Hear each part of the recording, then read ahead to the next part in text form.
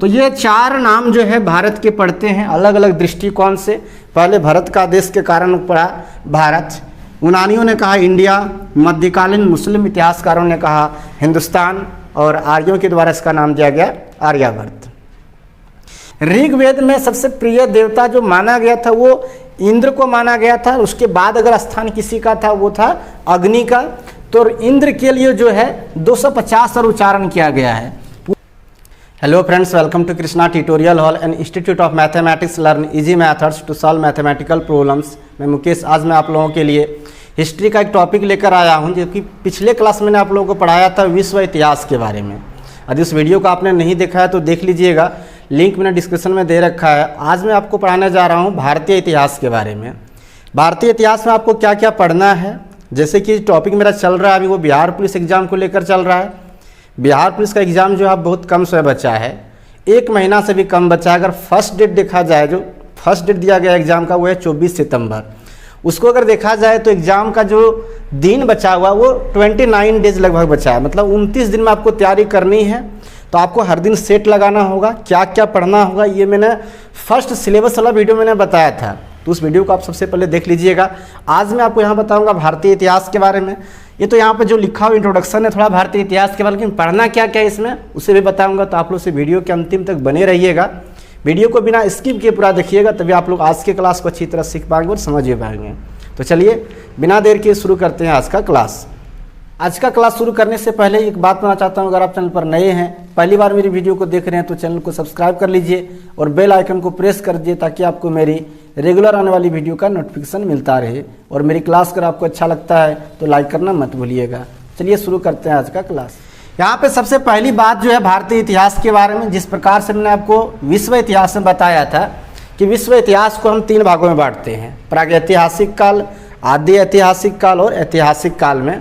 उसी तरह से भारतीय इतिहास को हम 3 भागों में बांटते हैं, प्राचीन भारत, मध्यकालीन भारत, आधुनिक भारत। प्राचीन भारत में हम लोग जानेंगे उसके बारे में, सभ्यताओं के बारे में, और कौन कौन सी सभ्यता थी उसके बारे में जानेंगे। फिर वैदिक युग के बारे में जानेंगे, और जो वैदिक युग था और हड़प्पा सभ्यता था, हड़प्पा सभ्यता के समकालीन कौन कौन सी सभ्यता था, उन सब के बारे में जो अध्ययन करेंगे। वो चैप्टर जो हो गया आपका प्राचीन भारत हो गया। मध्यकालीन भारत में जानेंगे हम महाजनपद के बारे में, महाजनपद में कौन कौन सा हुआ था। और उसके बाद आधुनिक भारत में आ जाइए तो इधर हम लोग जानेंगे मुगल वंश, दिल्ली सल्तनत, इस सब के बारे में पढ़ेंगे। बिहार पुलिस एग्जाम के लिए जो ज़्यादा टॉपिक जो महत्वपूर्ण है वो है 1857 की क्रांति आधुनिक भारत में। प्राचीन भारत में आपको धर्म के बारे में पूरा पढ़ना पड़ेगा, सभ्यता के बारे में पढ़ना पड़ेगा, और साथ में ये भी पढ़ना पड़ेगा कि कौन सी सभ्यता किस नदी के किनारे विकसित हुई थी। तो भारतीय इतिहास को अगर हम अध्ययन की दृष्टि से अगर बांट दें तो 3 भागों में बांटते हैं, प्राचीन भारत, मध्यकालीन भारत, आधुनिक भारत। अब भारतीय सभ्यता में भारत के बारे में हम लोग पढ़ रहे हैं तो भारत के 4 नाम जो पॉपुलर ज़्यादा होते हैं, 4 नाम वो है। पहला नाम तो दिया गया वो भारत दिया गया है, दूसरा नाम इंडिया है, हिंदुस्तान, और चौथा नाम आर्यावर्त है। किसके द्वारा ये कौन सा नाम दिया गया था, क्यों पड़ा था ये नाम, तो उसके लिए सबसे पहली जो बात है वो भारत जो है नाम पड़ा था भारत का देश। भारत का देश होने के कारण इस देश का नाम जो है भारत पड़ा था। इंडिया जो है ये यूनानियों के द्वारा दिया गया था। यूनानी शासक जब भारत आए तो उन्होंने भारत को इंडिया के नाम से संबोधित किया था। किसके द्वारा पड़ा था, तो यूनानियों के द्वारा, यूनानियों के द्वारा दिया गया था क्या, इंडिया। और हिंदुस्तान जो नाम है वो किसके द्वारा पड़ा था, तो मध्यकालीन जो इतिहासकार थे, मुस्लिम इतिहासकार, उन्होंने इसका नाम दिया था हिंदुस्तान। मध्यकालीन मुस्लिम इतिहासकारों के द्वारा, मध्यकालीन मुस्लिम इतिहासकारों के द्वारा जो है भारत को किस नाम से संबोधित किया गया था, हिंदुस्तान के द्वारा। और आर्यावर्त जो है वो आर्यों के द्वारा नामांकन किया गया था।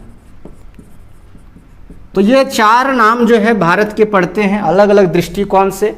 पहले भारत का देश के कारण पढ़ा भारत, यूनानियों ने कहा इंडिया, मध्यकालीन मुस्लिम इतिहासकारों ने कहा हिंदुस्तान, और आर्यों के द्वारा इसका नाम दिया गया आर्यावर्त।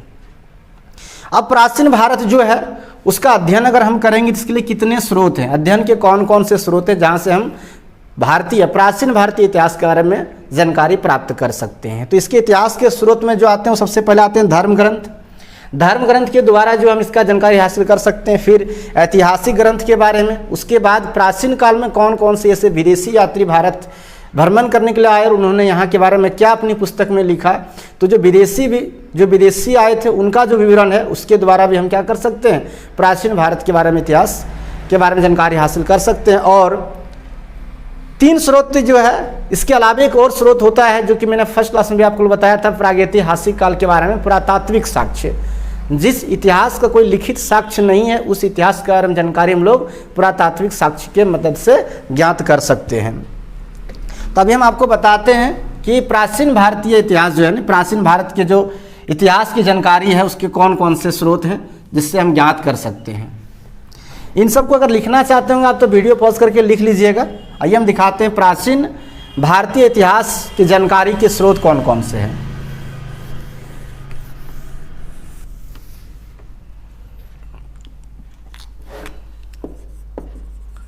प्राचीन भारतीय इतिहास की जानकारी के स्रोत। प्राचीन भारतीय इतिहास की जानकारी के स्रोत कौन कौन से हैं, मतलब किन स्रोतों से हम प्राचीन भारतीय इतिहास के जानकारी हासिल कर सकते हैं। आपको मैंने जो फर्स्ट बार या सेकेंड क्लास में शायद बताए थे, सिलेबस के बाद वाला में आप देख लीजिएगा। फर्स्ट क्लास हिस्ट्री का होगा, सेकेंड क्लास को ही फर्स्ट समझिए कि पहला जो मेरा क्लास था वो सिर्फ था सिलेबस के बारे में, और सेकेंड क्लास जो हिस्ट्री का आया था उसमें सेकेंड लिखा हुआ, इसे लिंक डिस्क्रिप्शन में देख लीजिएगा। वहाँ पर मैंने आपको बताया था कि विश्व इतिहास का जो प्रागैतिहासिक काल है, प्री हिस्टोरिक पीरियड, इसमें कोई भी इतिहास नहीं लिखा गया था। ऐसे काल का इतिहास जानने के लिए सिर्फ और सिर्फ पुरातात्विक साक्ष्य मेरे लिए एक माध्यम था। तो उसी प्रकार से जो प्राचीन भारतीय इतिहास था इसमें आपको बहुत सारे धर्म ग्रंथ में भी जानकारी मिलती है, और ज़्यादातर जो निर्भर करता है वो करता है किस पर, पुरातात्विक साक्ष्य पर। जैसे कि हड़प्पा सभ्यता का काल के बारे में तो बहुत सारे विद्वानों ने अलग अलग बताया, लेकिन जब कार्बन 14 विधि से पता चला तो उसके जरिए से सही जो डेटा निकल कर आया उससे निकला। तो पुरातात्विक साक्ष्य से सही चला। किसी के कहने पर उसमें दुविधा रहती है कि वो बात सच है या नहीं है, लेकिन पुरातात्विक साक्ष्य से अगर जो कोई बात अगर पता चलती है तो बिल्कुल सही होता है। तो प्राचीन भारतीय इतिहास की जानकारी के स्रोत जो है उनमें है धर्म ग्रंथ, दूसरा जो है वो है ऐतिहासिक ग्रंथ। ऐतिहासिक ग्रंथ में जो है विदेशियों का विवरण भी आ जाता है, लेकिन फिर भी आप अलग टॉपिक से जान लीजिए कि विदेशियों का विवरण, यानी जो विदेशी लोग भारत में आए उन्होंने क्या विवरण दिया भारत के बारे में, उसके बारे में पढ़ेंगे तो उस समय के उस काल की जानकारी हमको उससे प्राप्त हो जाएगी।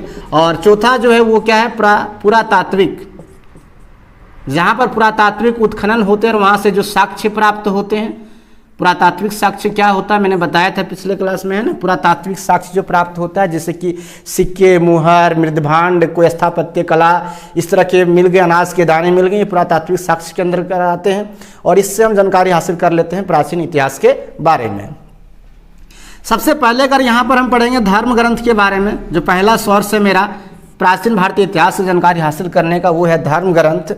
तो धर्म ग्रंथ कौन सा, भारत का प्राचीन धर्म ग्रंथ कौन सा है? तो भारत का सबसे प्राचीन धर्म ग्रंथ कौन सा है? भारत का सबसे प्राचीन धर्म ग्रंथ, सबसे प्राचीन धर्म ग्रंथ भारत का कौन सा? वेद है। एक सवाल यहां से बनता है हिस्ट्री से, प्रमुख सवाल जो है वो कि भारत का सर्वप्राचीन या सबसे प्राचीन ग्रंथ, धर्म ग्रंथ कौन सा है? तो वेद है। धर्म ग्रंथ,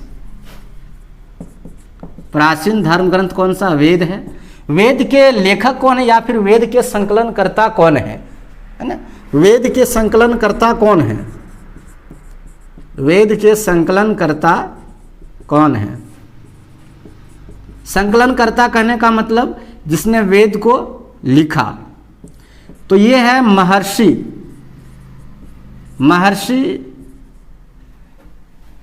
कृष्ण देवपायन वेदव्यास। पूरा नाम याद रखिएगा, महर्षि कृष्ण द्वैपायन वेद व्यास। ये जो थे वो वेद के संकलनकर्ता थे, यानी वेद के रचयिता थे, जिन्होंने वेद को लिखा है। वेद कितने हैं? तो वेद जो है वो 4 हैं। वेद 4 हैं। कौन कौन सा वेद है? 4 वेद आप लोग पहले भी पढ़े होंगे। पहला जो वेद है उसको कहते हैं ऋग्वेद। दूसरा जो वेद है उसको कहते हैं यजुर्वेद। तीसरा वेद जो है वो क्या है? सामवेद है। और अंतिम जो चौथा वेद है उस वेद का नाम है अथर्ववेद। चौथा वेद जो है वो है अथर्ववेद।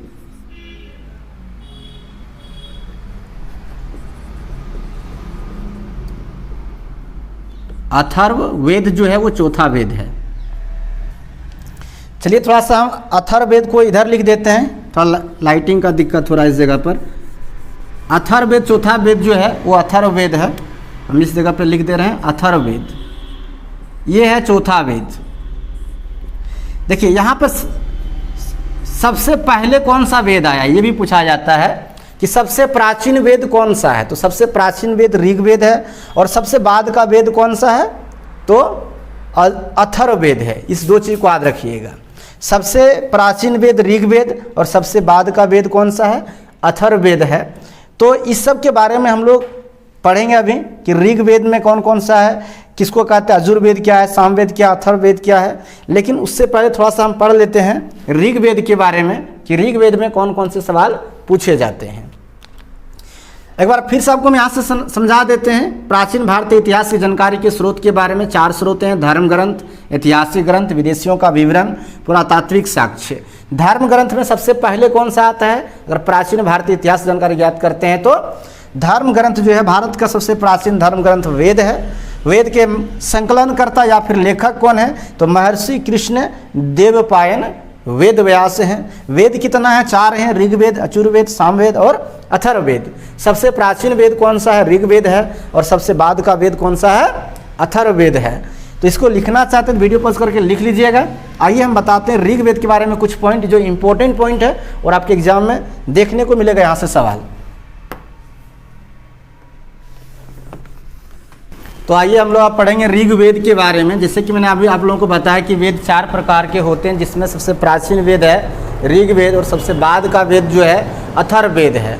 चारों वेद को अगर हम पढ़ेंगे तो प्राचीन भारतीय इतिहास के बारे में हमको जानकारी प्राप्त होगी। तो सबसे पहले हम पढ़ते हैं वेद के बारे में और ऋग्वेद के बारे में। और ऋग्वेद में कौन कौन से सवाल पूछे जाते हैं, प्रमुख सवाल क्या है, उसके बारे में हम बताएंगे। ऋग्वेद पहला वेद है, सबसे प्राचीन वेद है, इस बात को याद रखिएगा। सबसे प्राचीन वेद, प्रथम वेद यही है, बाद का तीनों वेद है और सबसे बाद का अथर्ववेद है। सबसे पहले पाठक जो ऋग्वेद को पढ़ता है उसको क्या कहा जाता है? तो ऋग्वेद पढ़ने वालों को होत्री कहा जाता है। ऋचाओं के क्रमबद्ध संकलन को हम लोग क्या कहते हैं? ऋग्वेद कहते हैं, या फिर वेद कह सकते तो ऋग्वेद कहते हैं ऋचाओं का क्रमबद्ध संकलन। ऋचाओं क्या होता है? तो श्लोक या ऋचा एक ही चीज होता है जिसके माध्यम से बातों को लिखा गया है। तो यहाँ सबसे पहले कितने मंडल में ऋग्वेद को बांटा गया है? अगर मंडल की संख्या की बात करें तो ऋग्वेद 10 मंडल में बांटा गया है। कितने सूक्त में बांटा गया है? तो वो है 1028 सूक्त। कितने ऋचाएँ हैं? श्लोक या ऋचाएँ, श्लोक या ऋचाएँ कितने हैं? तो वो है 10,462। याद रखिएगा। पाठक को क्या कहते हैं? होत्री। मंडलों की संख्या 10 है, सूक्त 1028 है और श्लोक या ऋचाएँ कितना है? 10,462 ऋचाएँ ऋग्वेद में है। प्रमुख मंडल कौन सा है, किसमें किसकी व्याख्या की गई है? तो सबसे पहले गायत्री मंत्र।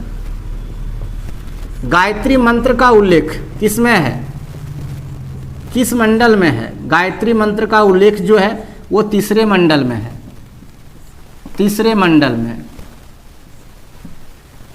किसके द्वारा लिखा गया है गायत्री मंत्र? तो विश्वामित्र। याद रखिएगा, गायत्री मंत्र किसने लिखा था? विश्वामित्र ने लिखा था। विश्वामित्र द्वारा रचित गायत्री मंत्र का उल्लेख ऋग्वेद के 3रे मंडल में है। इसके बाद आप जानिए देवता सोम का उल्लेख किसमें है? देवता सोम का उल्लेख, देवता सोम का उल्लेख किसमें है? देवता सोम का उल्लेख है 9वें मंडल में।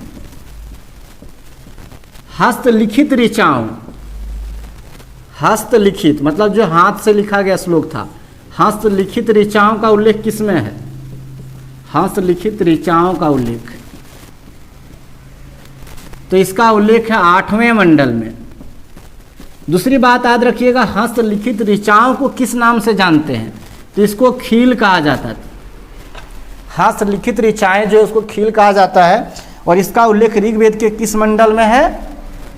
तो 8वें मंडल में है। ऋग्वेद के किस मंडल में चतुस्वर्ण का उल्लेख है? 4 वर्णों के बारे में। तो ऋग्वेद के 10वें मंडल के पुरुष सूक्त में याद रखिएगा चतुस्वर्ण का उल्लेख, चतुस्वर्ण का उल्लेख ऋग्वेद के किस मंडल में है?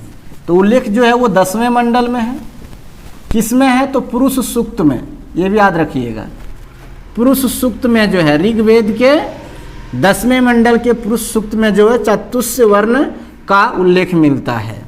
ऋग्वेद में सबसे प्रिय देवता जो माना गया था वो इंद्र को माना गया था। उसके बाद अगर स्थान किसी का था वो था अग्नि का। तो इंद्र के लिए जो है 250 बार उच्चारण किया गया है।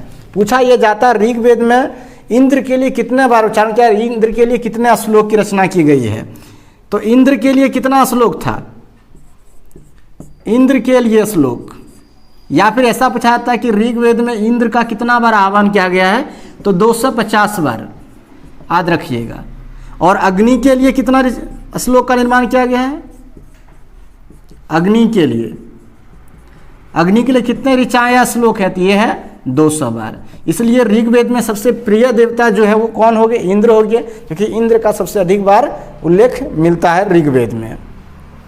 तो ये हुआ ऋग्वेद के कुछ प्रमुख सवाल जो एग्जाम में देखने को मिलता है। एक बार हम तुरंत आप लोगों को फिर से हम करवा देते हैं ऋग्वेद के बारे में कि कौन कौन से प्रमुख बातें जो परीक्षा में पूछी जाती है। सबसे पहली बात, ऋग्वेद के पाठक को होत्री कहते हैं। ऋग्वेद में मंडलों की संख्या 10 है, सूक्त 1028 है, श्लोक या ऋचाएं जो है वो 10,462 है। गायत्री मंत्र का उल्लेख ऋग्वेद के किस मंडल में है? तो 3रे मंडल में है। और गायत्री मंत्र किसके द्वारा लिखित है? तो विश्वामित्र के द्वारा लिखित है। देवता सोम का उल्लेख किसमें मिलता है? तो ऋग्वेद के 9वें मंडल में देवता सोम का उल्लेख मिलता है। हस्तलिखित ऋचाओं का उल्लेख 8वें मंडल में मिलता है, और ऋग्वेद में हस्तलिखित ऋचाओं को खील कहा जाता है। चतुस्वर्ण का उल्लेख 10वें मंडल में मिलता है, 10वें मंडल के पुरुष सूक्त में मिलता है। ऋग्वेद में इंद्र के लिए 250 बार उल्लेख किया गया, या फिर 250 श्लोक है जिसमें इंद्र का उच्चारण हुआ है। और अग्नि के लिए कितना बार उच्चारण हुआ है? 200 बार हुआ है। तो ये प्रमुख जो बातें हैं वो ऋग्वेद से आपको पूछी जाएंगी परीक्षा में, तो आप याद रखिएगा सब। आज से क्लास में यही खत्म करते हैं, मिलेंगे नेक्स्ट क्लास में। तो आपको हम बाकी 3 वेदों के बारे में बताएंगे कि यजुर्वेद, सामवेद और अथर्ववेद क्या था। तो इसको अगर आप लिखना चाहते हैं पहले वीडियो पर उसको फटाफट नोट कर लीजिए। चलिए, तो आज से क्लास में यही खत्म करते हैं, मिलेंगे फिर नेक्स्ट क्लास में।